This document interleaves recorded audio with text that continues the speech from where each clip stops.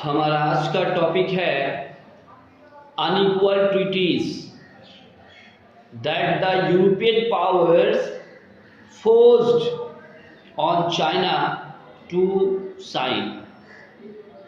माने ऐसे नाइंसाफ़ी वाले समझौते या मुआहदे जिसे यूरोपीय ममालिक ने जबरन चीन के साथ तय किया हो। तो सबसे पहले हमको ये समझना होगा कि अनइक्वल ट्रीटीज कहते किसे। लंबे अरसे तक मगरबी ममालिक को चीन और जापान ने अपनी सरहदों में दाखिल होने से रोके रखा,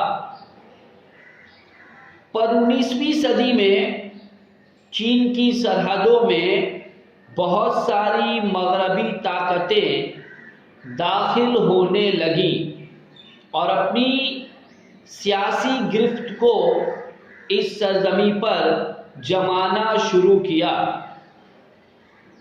19वीं और 20वीं सदी में चीन में मांचू सल्तनत की हुकूमत कायम थी। उस वक्त चीन को मुख्तलिफ मगरबी ममालिक जैसे बरतानिया, फ्रांस, जर्मनी, जापान और रूस के हाथों कई महाज पर शिकस्त का मुंह देखना पड़ा और उन्होंने चीन में अपनी सियासी और माशी पकड़ मजबूत करनी शुरू की।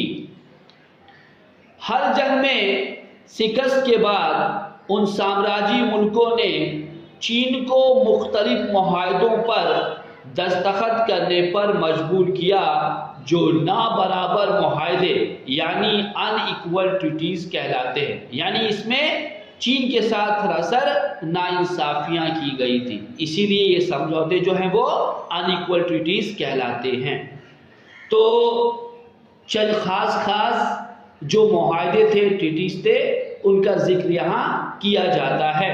सबसे पहले द ट्रीटी ऑफ नानकिंग, पहली अफ्यून की जंग, ओपियम वॉर, जो कि 1842 में शिकस्त के बाद चीन ने बरतानिया को नानकिंग के मुआहदे पर दस्तखत करने पर मजबूर किया।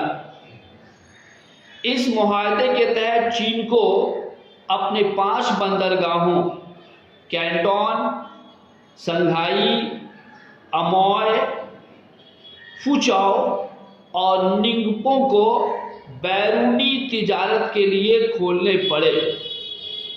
यूरोपीय ममालिक को इन बंदरगाहों पर अपने तिजारती मराकज़ कायम करने का हक दिया गया। हांगकांग को बरतानिया के हवाले कर दिया गया। बरतानिया को इंपोर्ट और एक्सपोर्ट पर सिर्फ 5% टैक्स अदा करना पड़ता था।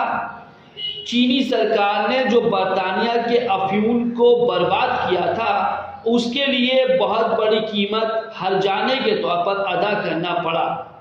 इस मुआहदे ने न सिर्फ चीन के सियासी इक़्तिदार को नुकसान पहुंचाया बल्कि उसकी माशियात को भी तबाह बर्बाद कर दिया। यानी नानकिंग का यह मुआहदा जो चीन को अफ्यून के पहली जंग में हारने के बाद बरतानिया के साथ करना पड़ा, बरतानिया ने इसमें बेशुमार नाइंसाफियां की थी। चीन को बहुत बड़ा खामियाजा जो है इस मुआहदे के तहत चुकाना पड़ा था। अगला समझौता देखो, ट्रीटी ऑफ बोग। 1843 में बरतानिया ने चीन को बोग के मुआहदे पर मजबूर किया। इस मुआहदे के तहत चीन ने मुआहदे शुदा बंदरगाहों पर, मतलब जिस पर ऑलरेडी मुआहदा हो चुका था, अपना इंतजामी इक़्तिदार भी खो दिया। यह भी तय हुआ कि अगर मुस्तक़बिल में चीन किसी दूसरी ताकत को कोई सहूलत देगा तो वही सहूलत उसे बरतानिया को भी देना होगा।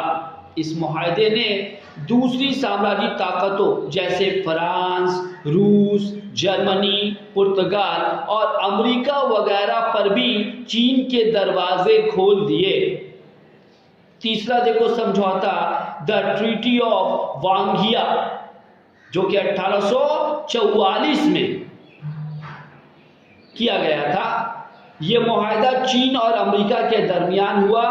इस मुआहदे के रूह से वो अमेरिकी जो तयशुदा मुआहदा यानी ट्रीटी पोर्ट, जिन मुआहदों का मान जिन बंदरगाहों का ऑलरेडी पहले से मुआहदा हो चुका था, मुआहदा शुदा बंदरगाहों में आबाद थे, वो चीनी इंतजामिया से आज़ाद थे और उन्हें दिगर किस्म की माशी सहूलतें और महसूल मतलब टैक्स महसूल में रियायत भी हासिल हो गई। अगला है ट्रीटी ऑफ वाम्पोआ। यह मुआहदा 24 अक्टूबर 1844 को चीन और फ्रांस के दरमियान हुआ। इस मुआहदे के तहत कुछ नए बंदरगाहों को फ्रांसीसी तिजारत के लिए खोल दिया गया और फ्रांसीसी ताजिरों को टैक्स के मामले में खास छूट दी गई। नेक्स्ट ट्रीटी ऑफ एगन 1858 में यह मुआहदा चीन और रूस के दरमियान हुआ।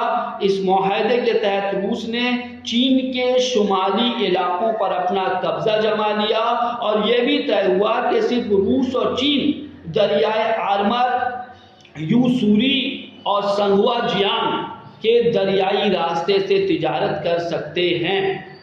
नेक्स्ट है ट्रीटी ऑफ टाइंस्टाइन 1858। नानकिंग के मुआहदे से यूरोपी ताकतों की मौशी प्यास चीन में नहीं बुझी। दूसरी अफीम जंग में शिकस्त के बाद चीन को बर्तानिया और फ्रांस ने टाइंस्टाइन के मुआहदे पर मजबूर किया। इसके तहत चीनी हुकूमत फ्रांस और बर्तानिया को एक कसीर रकम तावान जंग के तौर पर अदा करने पर राजी हुआ। मजीद 11 बंदरगाहों को गैर मुल्कियों के लिए खोलना पड़ा। अब वो चीन के किसी भी इलाके में आमदोरफ्त कर सकते थे। ईसाई मिशनरियां चीन में जहां चाहे मजहबी तबलीग कर सकती थी। अफ्यून की तिजारत को जायज़ करार दिया गया। गैर मुल्की ताजिर इसके मजीद इलाकों पर काबिज हो गए। अगला है ट्रीटी ऑफ पेकिंग, जो कि 1860 में यूरोपी ममालिक ने चीन के साथ किया। इसके तहत चीन को यूरोपी ताकतों को मजीद सहूलतें देनी पड़ी।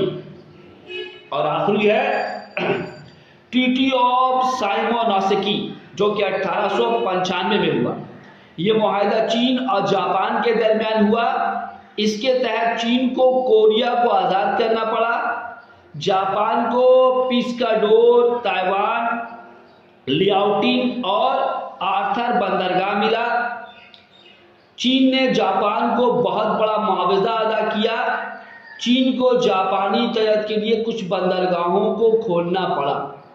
तो हम क्या देखते हैं, मुंदरजा वाला जितने भी मुआहदे हुए यूरोपीय ममालिक, चाहे वो बरतानिया हो, चाहे वो फ्रांस हो या चाहे वो अमेरिका हो, जिसने भी चीन के साथ मुआहदा किया उसने चीन की मजबूरी का पूरा फ़ायदा उठाया और नाजायज़ शर्तों पर जो है वो मजबूर किया उसे एक्सेप्ट करने पर, जिससे चीन को हर तरह से माशी और सियासी हर तरह से नुकसान का सामना करना पड़ा। इसीलिए इसे कहा जाता है अनइक्वल ट्रीटीज़।